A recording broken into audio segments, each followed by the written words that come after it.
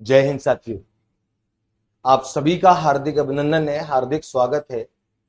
और जैसा आप देख पा रहे हैं, एक अत्यंत महत्वपूर्ण शिक्षण विधि पर मैं आपके साथ हूं, ह्यूरिस्टिक विधि। और ये जो विधि है, ये शिक्षण विधियों में प्राय और खास तौर से जो विज्ञान प्रकृति के विषय हैं, चाहे विज्ञान हो, पर्यावरण अध्ययन हो, गणित हो, वहां पे विशेष तौर पर ये पढ़ी जाती है।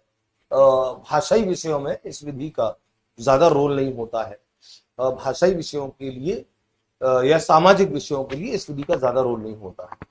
तो ह्यूरिस्टिक विधि क्या एक विधि है? ह्यूरिस्टिक विधि के कौन कौन से ऐसे प्रमुख तत्व हैं जिन्हें हमको याद रखना चाहिए प्रश्नों के दृष्टिकोण से? और ये समझने की भी बात है, केवल प्रश्नों के दृष्टिकोण से रटना ही नहीं है, हमको समझना भी है। तो हम इस बात को स्टार्ट करते हैं और सबसे पहले हम बात करेंगे इसी शब्द पे, बात करेंगे ह्यूरिस्टिक शब्द पे।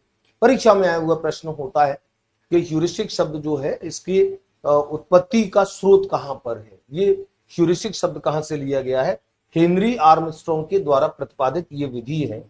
प्रतिपादक जो है, प्रतिपादक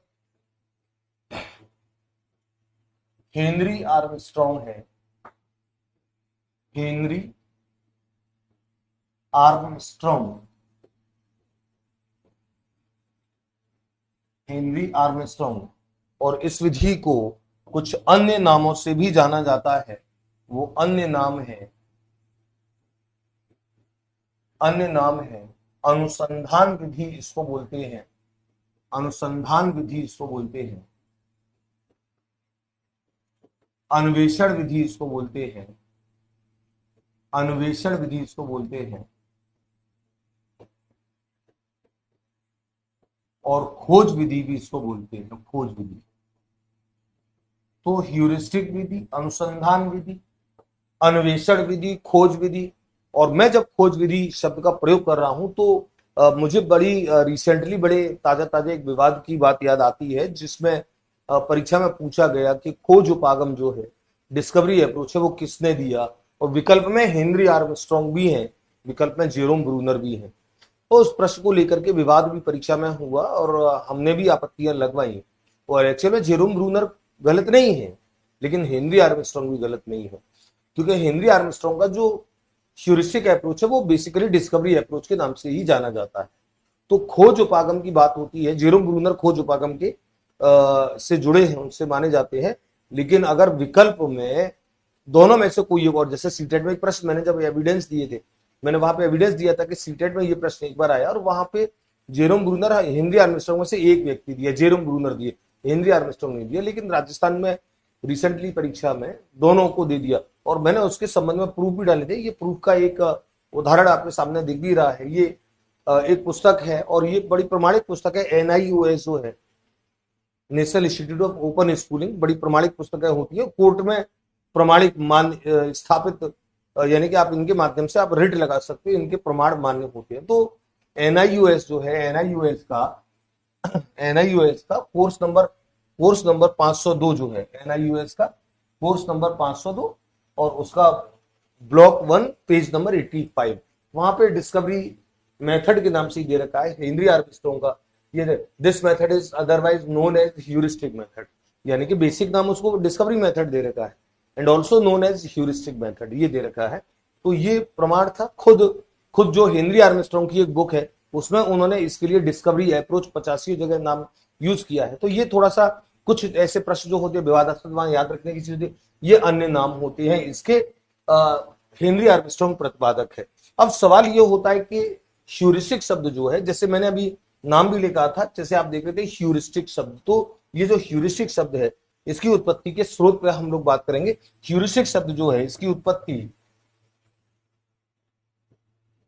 ह्यूरिस्टिक शब्द की उत्पत्ति, शब्द की उत्पत्ति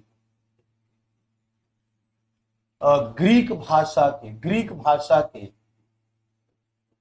और ध्यान रखें लैटिन भाषा नहीं है, ध्यान रखें लैटिन भाषा नहीं है, ग्रीक भाषा है। तो ग्रीक भाषा के शब्द से हुई, ग्रीक भाषा के शब्द से हुई, और वो शब्द था ह्यूरिस्को।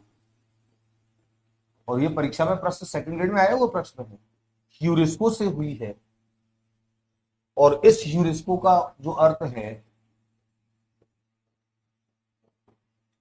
और इसका जो अर्थ है, इसका जो अर्थ है वो होता है आई डिस्कवर। आई डिस्कवर यानी कि हिंदी में बोले तो मैं खोजता हूं।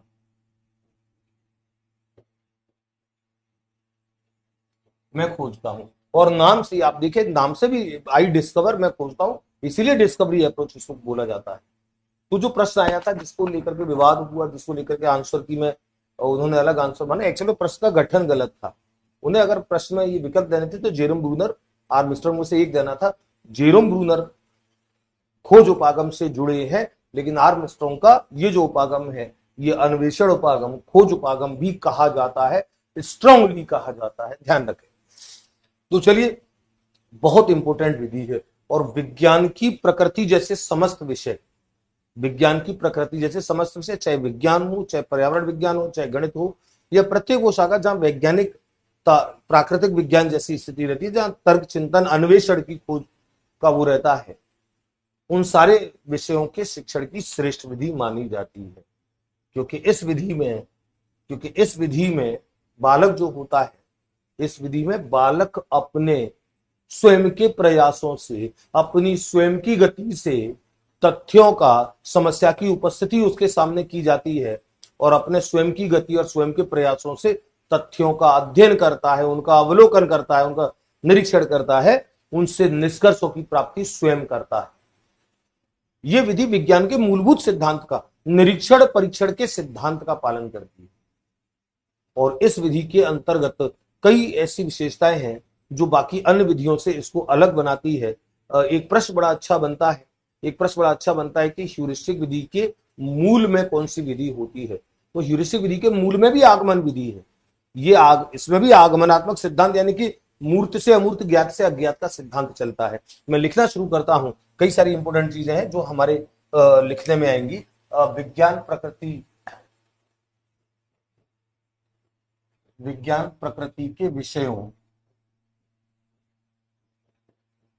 प्रकृति के विषयों के शिक्षण की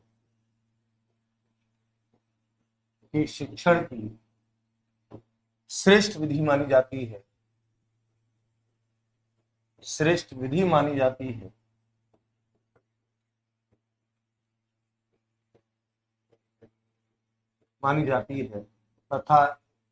तथा इस विधि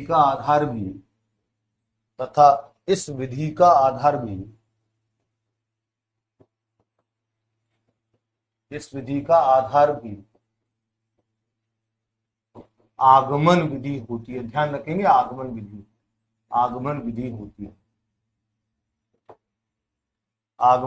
होती है। और ये प्रश्न अपने आप में पूछा गया प्रश्न है कि ह्यूरिस्टिक विधि के मूल में कौन सी विधि होती है। उसके आगमन विधि इसके मूल में होती है। और आगमन विधि यानी कि जहां हम अज्ञात से अज्ञात, अर्थात इस विधि की, बल्कि इसको हम ह्यूरिस्टिक नाम ही दे दें, अर्थात ह्यूरिस्टिक विधि में भी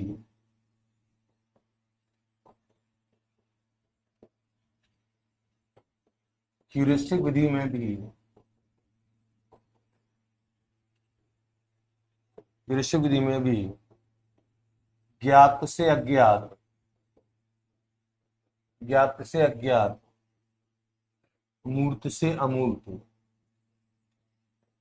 से अमूर्त, प्रत्यक्ष से प्रमाण,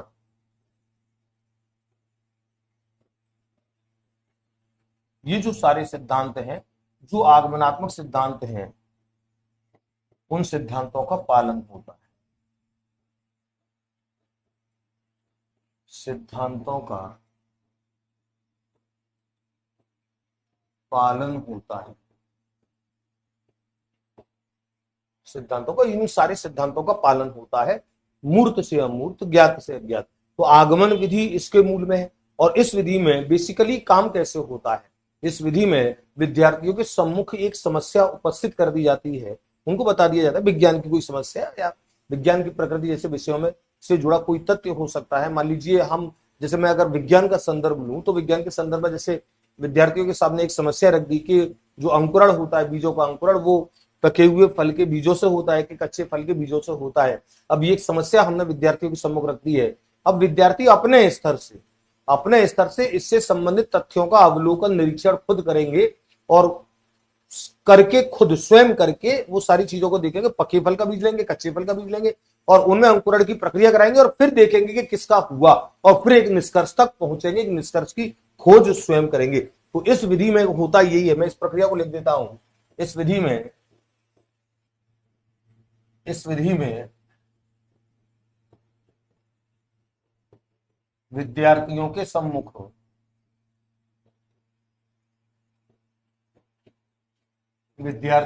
सम्मुख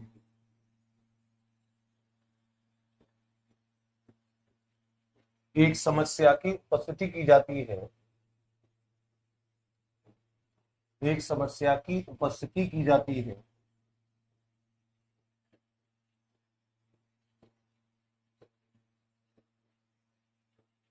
तथा विद्यार्थी उस समस्या के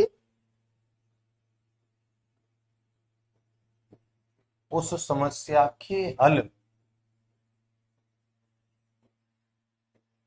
की दिशा में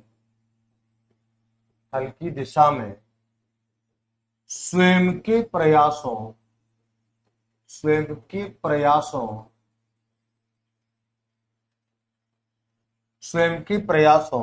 स्वयं की गति,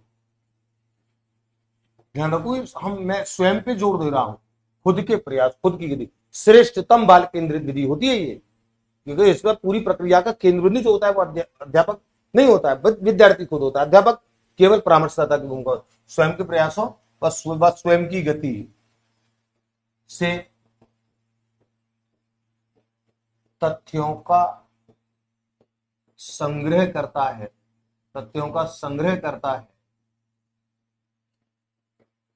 उनका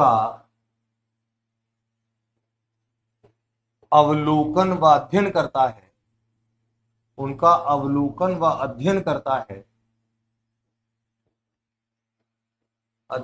है तथा स्वयं ही निष्कर्षों की खोज करता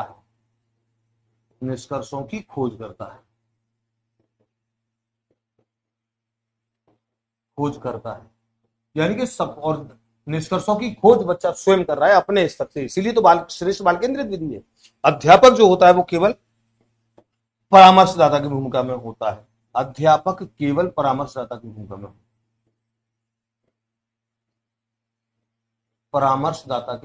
हो।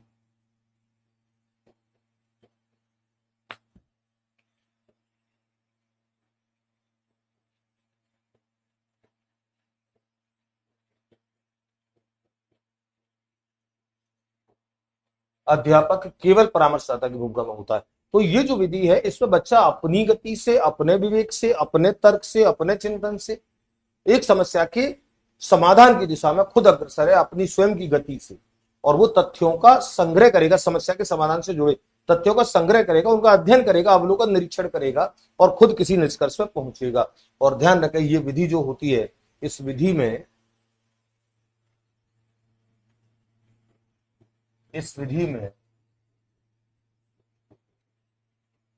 बालकों के अंदर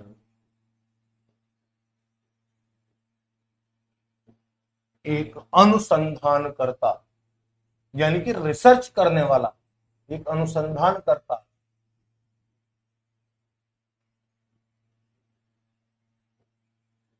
के रूप में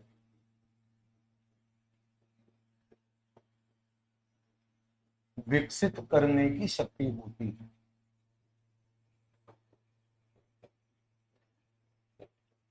ये ध्यान रखो, ये प्रश्न परीक्षा में आया है, बहुत अच्छा प्रश्न है कि बालकों को एक अनुसंधानकर्ता के रूप में, एक रिसर्च करने वाले के रूप में बच्चों का विकास करने वाली सर्वश्रेष्ठ विधि कौन सी मानी जाती है? वो ये विधि मानी जाती है, अनुसंधानकर्ता। हालांकि हमने प्रयोगशाला विधि में देखा, प्रयोगशाला विधि भी बच्चों में अनुसंधानकर्ता का विकास करती है, लेकिन जितना विकास ये करती है उतना विकास कोई नहीं करती है। ह्यूरिस्टिक विधि को एक और चीज के लिए जाना, असाधारण बच्चे, एक्स्ट्रा ऑर्डिनरी बच्चे, प्रतिभाशाली बच्चे जो होते हैं, उनके शिक्षण की श्रेष्ठतम विधियों में से एक माना जाता है, क्योंकि इस विधि में जिस मानसिक शक्तियों का, तर्क शक्तियों का प्रयोग होता है निष्कर्षों तक पहुंचने की प्रक्रिया में, वो साधारण बच्चे या औसत बच्चे या पिछड़े बच्चे नहीं कर सकते हैं। इसीलिए इस विधि को, ह्यूरिस्टिक विधि को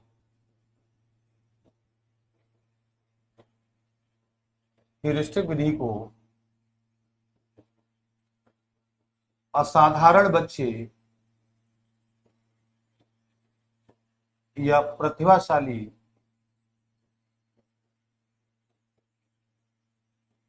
असाधारण या प्रतिभाशाली विद्यार्थियों के शिक्षण की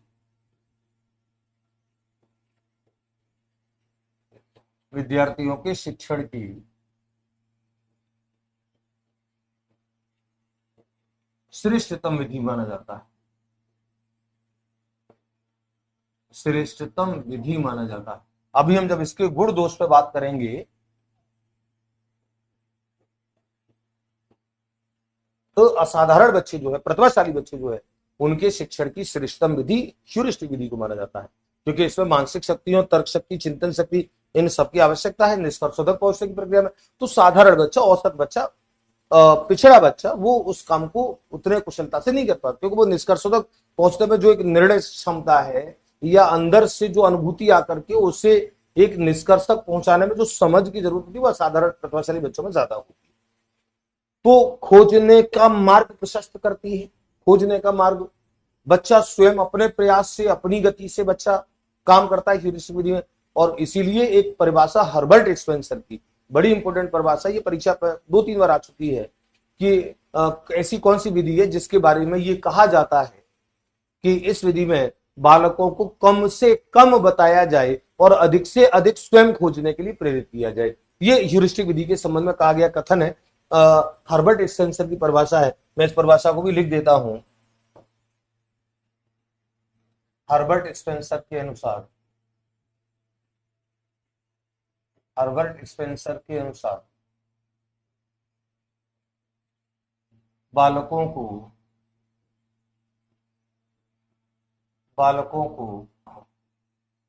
कम से कम, बालकों को कम से कम बताया जाए, कम से कम बताया जाए तथा उन्हें अधिक से अधिक, अधिक से अधिक स्वयं खोजने के लिए, अधिक से अधिक स्वयं खोजने के लिए प्रेरित किया जाए।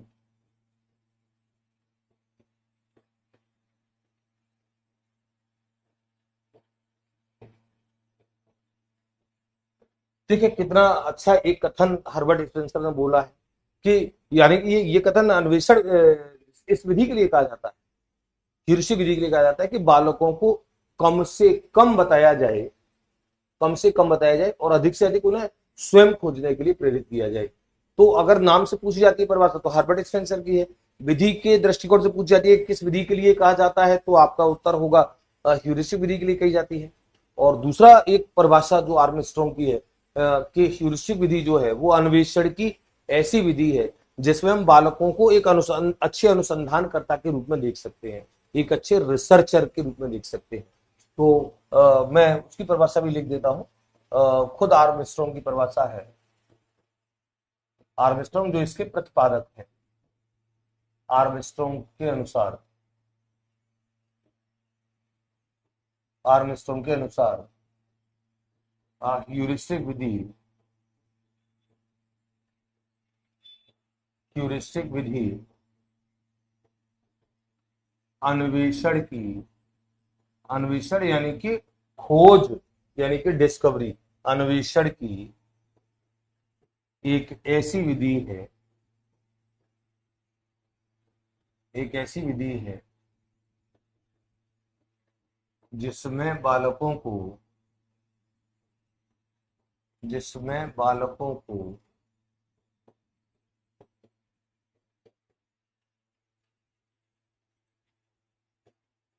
अच्छे अनुसंधानकर्ता के रूप में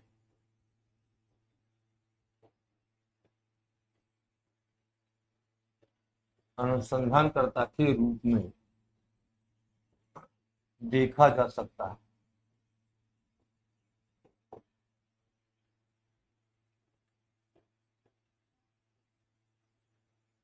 एक अच्छे अनुसंधानकर्ता के रूप में देखा जा सकता है, ऐसी एक विधि है। तो हम ह्यूरिस्टिक विधि के लिए ये जो परिभाषाएं हैं, इन परिभाषाओं के दृष्टिकोण से बात हो, तथ्य के दृष्टिकोण से या इस विधि को समझने के दृष्टिकोण से, इसके नाम से ही स्टार्ट हमने किया है कि ह्यूरिस्टिक शब्द का अर्थ ही आई डिस्कवर, मैं खोजता हूं, ये है। इसका मतलब इस विधि में बात खोजने की होगी, इस विधि में बात ये होगी कि ऐसी कौन सी विधि है जो बालकों को एक अच्छा अनुसंधानकर्ता बताती है, एक अच्छा खोजकर्ता बनाती है। वो अनुसंधान विधि है, यानी कि ह्यूरिस्टिक विधि। तो नाम के साथ ह्यूरिस्टिक, आई डिस्कवर, ह्यूरिस्टिक शब्द का ग्रीक भाषा से लिया गया। हेनरी आर्मस्ट्रांग इसके प्रतिपादक। आगमन विधि पर आधारित ये विधि, तो आगमन विधि पर आधारित होगी तो इसकी जो स्थिति रहेगी वो आगमन विधि जैसी रहेगी। इसकी दिशा जो रहेगी ज्ञात से अज्ञात, मूर्त से अमूर्त, प्रत्यक्ष से प्रमाण, वो जो सारी चीजें हैं वो इसमें। तो हम ह्यूरिस्टिक विधि के सोपान क्या होते हैं, और ह्यूरिस्टिक विधि के सोपान में आपको लिखा, उससे पहले थोड़ा सा आप उन सोपान, मतलब बच्चों के सामने एक समस्या की प्रस्तुति की जाएगी, उपस्थिति बच्चों के सामने की जाएगी, और बच्चे उस समस्या समाधान से जुड़े तथ्यों का संग्रह करेंगे। उन तथ्यों का संग्रह करने के बाद बच्चे समस्या समाधान से जुड़ी परिकल्पनाएं बनाएंगे, परिकल्पनाओं का निर्माण होगा।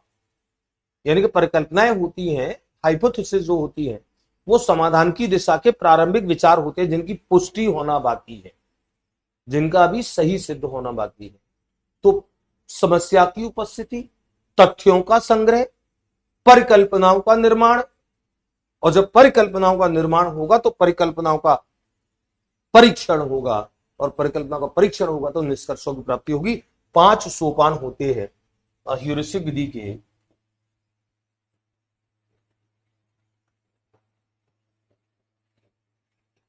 ह्यूरिस्टिक विधि के सोपान,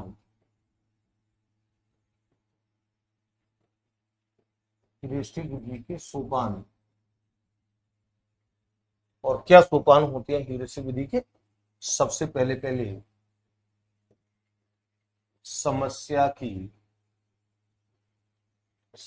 की उपस्थिति, एक समस्या उनके सम्मुख उपस्थित की जाती है, समस्या की उपस्थिति, तथ्यों का संग्रह, उस समस्या के समाधान से जुड़े तथ्यों का संग्रह, फिर परिकल्पनाओं का निर्माण,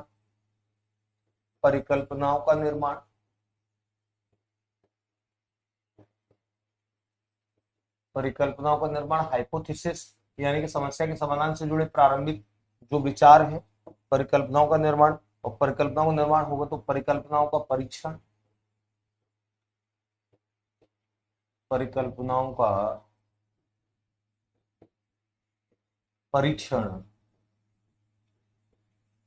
और परिकल्पनाओं का परीक्षण होगा।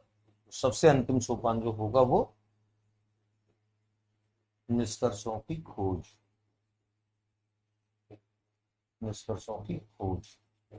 जिस खोज शब्द को मैंने कई बार प्रयोग किया, और ये जो मैंने प्रारंभ में आपको बताया कि जो खोज उपागम जो शब्द है, जो डिस्कवरी अप्रोच जो शब्द है, वो डिस्कवरी अप्रोच से हेनरी आर्मस्ट्रांग का नाम बड़ी प्रबलता से जुड़ा है। तो हम इस खोज शब्द को हम वो नहीं कर सकते, इग्नोर नहीं कर सकते। ये बेहद इंपोर्टेंट शब्द है। तो एक अच्छे अनुसंधानकर्ता के रूप में विकसित करने की विधि, और ये इसके सोपान होते। अनुसंधान विधि के, यानी कि ह्यूरिस्टिक विधि के गुण क्या होते हैं, इसके दोष क्या होते हैं, इस पर हम लोग बात करेंगे। और इसके गुण दोषों से जुड़ा बड़ा अच्छा प्रश्न परीक्षा में बनता है, और आपको ह्यूरिस्टिक विधि से जुड़े समस्त तथ्यों का एक बार आपको अवलोकन, यानी कि उसके जो गुण होते हैं और दोष जो होते हैं, उसका पुनरावलोकन पूरी विधि का आपको करा देता है। यानी कि गुण दोष उस पूरी विधि की औकात बता देते हैं। तो मैं ह्यूरिस्टिक विधि के गुण दोषों पर बात और कर लूं, ह्यूरिस्टिक विधि के गुण, ह्यूरिस्टिक विधि के गुण और ह्यूरिस्टिक विधि के गुण, और मैं इसके गुणों को लिखूंगा, ह्यूरिस्टिक विधि के गुणों को मैं लिखूंगा, तो आप इसके गुणों को देखते ही समझते जाओगे कि हाँ यार ये गुण तो है, ये गुण तो है, ये बात तो सही है, ये बात तो सही है। और ह्यूरिस्टिक विधि के गुण आप देखें, सबसे पहला पहला गुण, सबसे पहला पहला गुण मनोवैज्ञानिक विधि है, मनोवैज्ञानिक विधि है।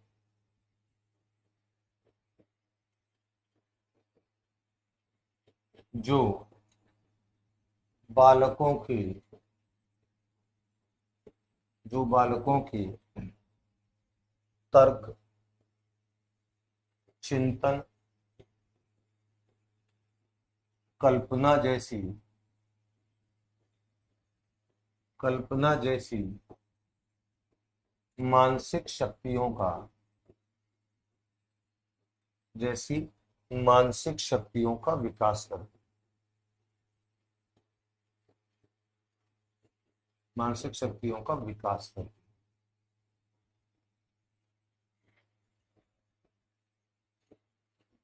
ध्यान रखो, मनोवैज्ञानिक विधि माना जाता है जो बालकों को अपने स्वयं के प्रयासों से, स्वयं की गति से और स्वयं के उससे सीखने का, ये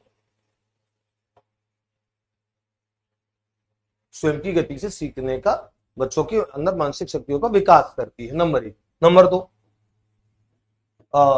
मनोवैज्ञानिक विधि है, तर्क चिंतन का विकास करती है। नंबर दो, बालकों को स्वयं की गति, स्वयं की गति एवं स्वयं के प्रयासों, एवं स्वयं के प्रयासों से निष्कर्षों की खोज, निष्कर्षों की खोज हेतु, निष्कर्षों की खोज हेतु अग्रसर करती है। प्रेरित नहीं, अग्रसर करती, ज्यादा अच्छा शब्द है अग्रसर करती। बच्चा अपने स्वयं के प्रयासों से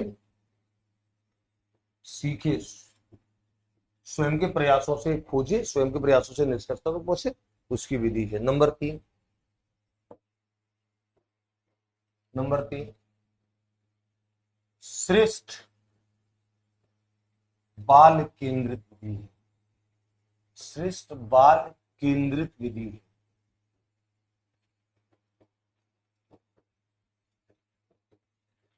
जिसमें, जिसमें बालक पूर्ण सक्रिय रहता है और अध्यापक केवल परामर्शदाता की भूमिका में होता है। जिसमें बालक पूर्ण सक्रिय रहते हैं, पूर्ण सक्रिय रहते हैं, पूर्ण सक्रिय रहते हैं तथा अध्यापक केवल, अध्यापक केवल परामर्शदाता की भूमिका में,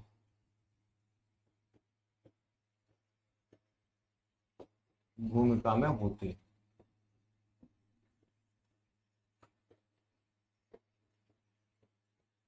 परामर्शदाता की भूमिका में होते हैं।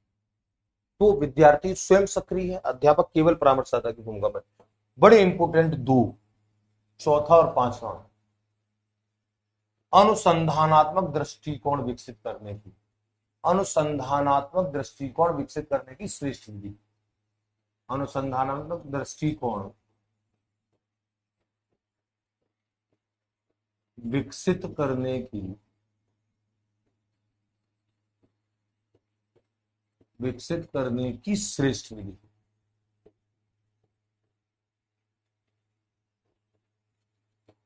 और ये प्रश्न परीक्षा में आया है, मैंने आपको शुरू में भी बोला था कि बालकों में रिसर्च एटीट्यूड, अनुसंधानात्मक दृष्टिकोण सबसे ज्यादा विकसित कौन सी विधि करती है?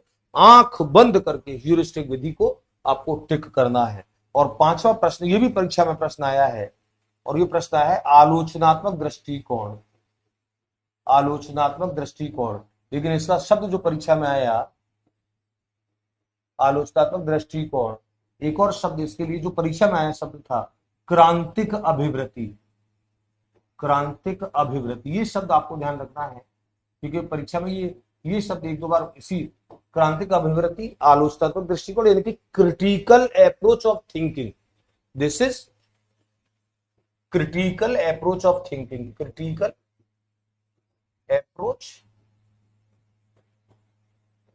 अप्रोच ऑफ थिंकिंग, यानी कि आपके चिंतन में वो जो तत्व होता है, क्रिटिकल अप्रोच जिसे बोलते हैं, आलोचनात्मक दृष्टिकोण यानी कि जो गुण दोष की बात करता है, जो किसी एक पहलू को नहीं देखता, उसके दूसरे पहलू को भी जानने का प्रयास करता है, उसके विपरीत पहलू को भी जानने का प्रयास करता है, जिसे हम गुण दोष देखना कहते हैं, जिसे हम आलोचनात्मक दृष्टिकोण बोलते हैं। उसका हिंदी में एक शब्द ये भी होता है क्रांतिक अभिवृत्ति। और ये प्रश्न परीक्षा में आया कि क्रांतिक अभिवृत्ति के विकास के लिए सबसे ज्यादा श्रेष्ठ विधि कौन सी मानी जाती है? यही विधि होती है। तो आलोचनात्मक दृष्टिकोण क्रांतिक अभिवृत्ति के विकास की श्रेष्ठ विधि है, श्रेष्ठ विधि है। ये बिंदु जब आपके कनेक्ट रहते हैं किसी भी विधि से जुड़े, तो आपको ये कितने होंगे हमारे? 5। छठा बिंदु, असाधारण और प्रतिभाशाली विद्यार्थियों, असाधारण एवं प्रतिभाशाली विद्यार्थियों के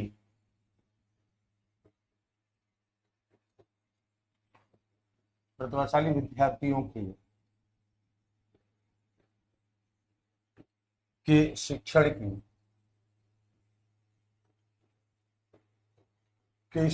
की श्रेष्ठ विधि है। और मैंने जैसे कहा कि जैसे ह्यूरिस्टिक विधि जो है ना, मैंने बिल्कुल शुरू में लिखाया था कि विज्ञान प्रकृति के जितने भी विषय है, विज्ञान है, गणित है, पर्यावरण अध्ययन है, जो विज्ञान प्रकृति के, भाषाई विषयों में ह्यूरिस्टिक विधि आपको कभी शामिल नहीं होती, सामाजिक विषयों में प्राय शामिल नहीं होती, क्योंकि अधिकांश सामाजिक जो है वो उसमें रिसर्च वाला बिंदु काम नहीं करता है, वो वास्तविक तथ्यों पर प्रत्यक्ष अनुभूतियों की बात करता है। तो असाधारण और प्रतिभाशाली विद्यार्थियों के शिक्षण की श्रेष्ठ विधि है। 7वां, विज्ञान के मूलभूत सिद्धांत। विज्ञान के मूलभूत सिद्धांत कौन सा है? विज्ञान का मूलभूत सिद्धांत निरीक्षण परीक्षण। मूलभूत सिद्धांत यानी कि कौन सा? निरीक्षण परीक्षण। निरीक्षण परीक्षण यानी कि पहले निरीक्षण करो, उसके बाद परीक्षण यानी कि सत्यापन करो का पालन करती है।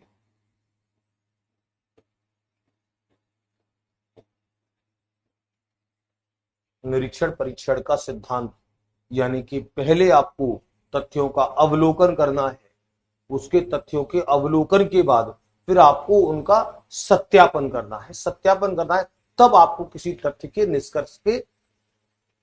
निष्कर्ष तक आपको पहुंचना है। ये होता है विज्ञान का मूलभूत सिद्धांत। और ह्यूरिस्टिक विधि इस मूलभूत सिद्धांत का अक्षर से पालन करती है। तो ये अगला एक और इंपोर्टेंट 7वां 8वां, सूक्ष्म निरीक्षण क्षमता का, सूक्ष्म निरीक्षण क्षमता का विकास करती है। निरीक्षण क्षमता का विकास करती है।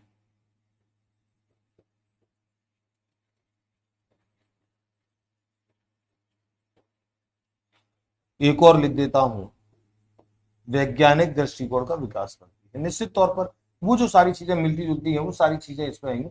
वैज्ञानिक दृष्टिकोण का विकास करती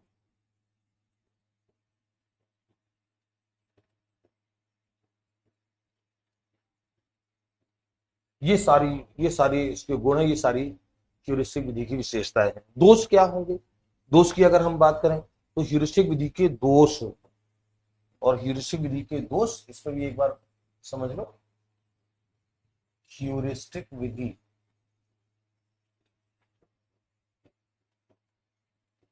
के दोष, और ह्यूरिस्टिक विधि के दोष, प्रमुख दोष, पहला कि ये औसत पिछड़े विद्यार्थियों के शिक्षण के लिए श्रेष्ठ नहीं मानी जाती है। नंबर 1, औसत तथा पिछड़े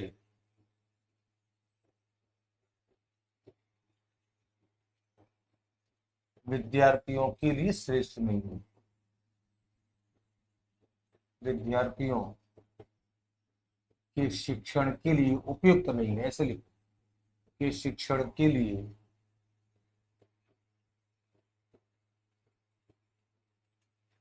अधिक उपयुक्त नहीं है। अधिक उपयुक्त नहीं है। और जब इनके लिए अधिक उपयुक्त नहीं है, औसत और पिछड़े बच्चों के लिए, तो निश्चित तौर पर जो छोटे बच्चे हैं, छोटी कक्षाएं हैं, उनमें भी शिक्षण के लिए उपयुक्त नहीं होगी। नंबर 2, छोटी कक्षाओं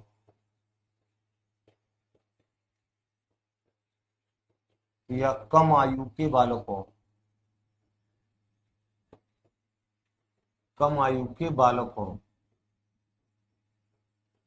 के शिक्षण के लिए श्रेष्ठ विधि नहीं।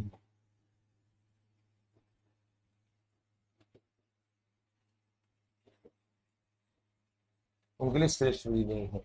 एक और बड़ा महत्वपूर्ण दोष कि ये शिक्षण की व्यक्तिगत विधि मानी जाती है, सामूहिक विधि नहीं मानी जाती।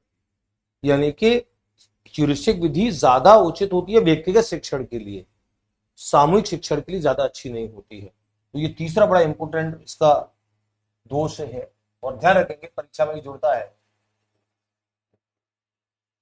व्यक्तिगत शिक्षण के लिए श्रेष्ठ विधि है, किंतु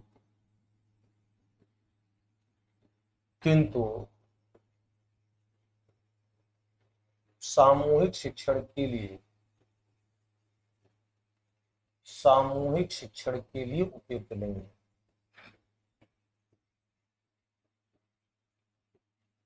के लिए उपयुक्त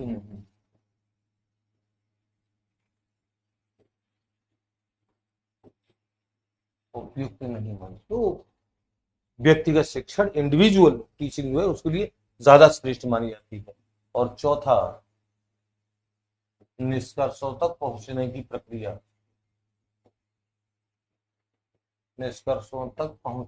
प्रक्रिया, लंबी होती है। टाइम टेकिंग प्रोसेस तो है, पहुंचने की प्रक्रिया लंबी होती है।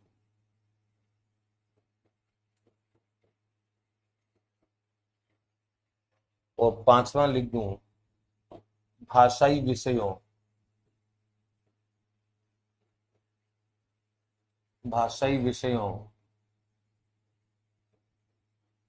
या सामाजिक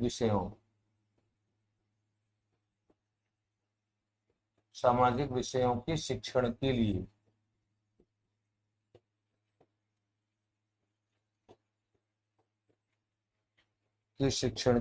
अधिक उपयुक्त नहीं है। अब